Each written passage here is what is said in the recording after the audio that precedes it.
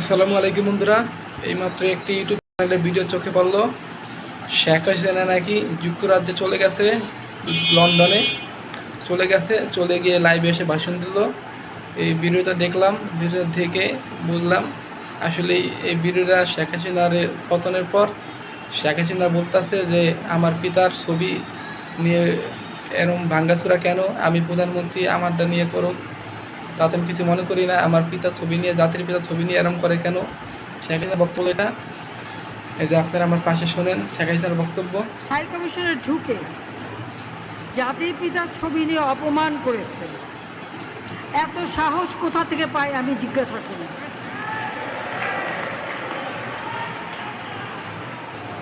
আমি জানি না আমাদের হাই কমিশনার এখন কারা বসেছিল এবং তারা সেখানে কিছুই করতে পারলো না কেন, সেটাও বড় প্রশ্ন।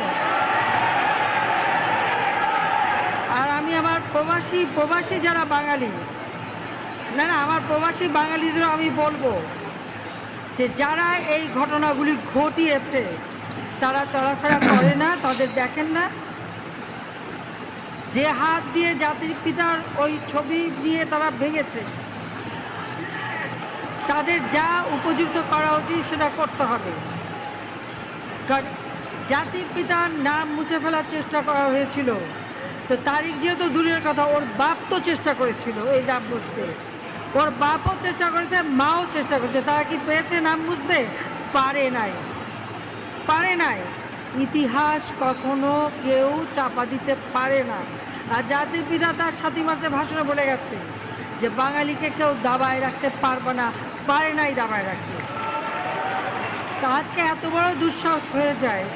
হ্যাঁ, আমি প্রধানমন্ত্রী এসে আমারটা যা করুক ওটা আমি কিছু মনে করি না, কিন্তু যিনি আমাদের জাতির পিতা, বন্ধুরা আপনারা শেখ হাসিনার বক্তব্য শুনলেন।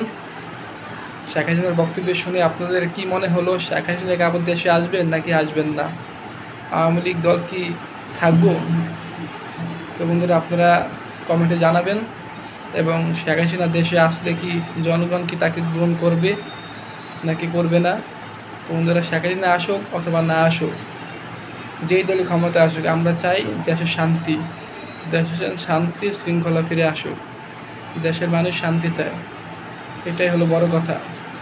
এবং দেশের মানুষ চায় না যে একটা মানুষ অকারণে মারা যাক, একটা সরকার দেশের মানুষকে অকারণে মারুক।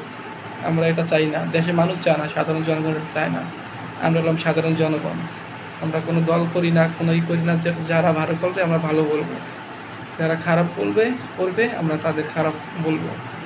এটাই আমাদের কথা বন্ধুরা। ভিডিওটি ভালো লাগলে একটু লাইক করবেন। আল্লাহ হাফেজ।